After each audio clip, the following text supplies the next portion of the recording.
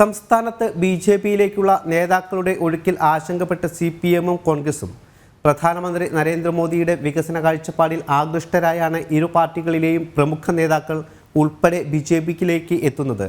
ലോക്സഭാ തെരഞ്ഞെടുപ്പ് അടുത്തിരിക്കെ നേതാക്കളുടെ ഒഴുക്ക് പ്രതിരോധിക്കാനുള്ള ശ്രമത്തിലാണ് ഇടത് വലത് മുന്നണികൾ. പ്രധാനമന്ത്രി നരേന്ദ്രമോദിയുടെ വികസന കാഴ്ചപ്പാടിൽ ആകൃഷ്ടരായി സംസ്ഥാനത്ത് ഇടതു വലതു മുന്നണികളിലെ പ്രമുഖരാണ് ബി.ജെ.പിയിലേക്ക് എത്തുന്നത്. സംസ്ഥാന നേതാക്കൾ മാത്രമല്ല, ജില്ലാ പ്രാദേശിക നേതാക്കളും ബി.ജെ.പിയുടെ ഭാഗമാകുന്നതാണ് കാഴ്ച.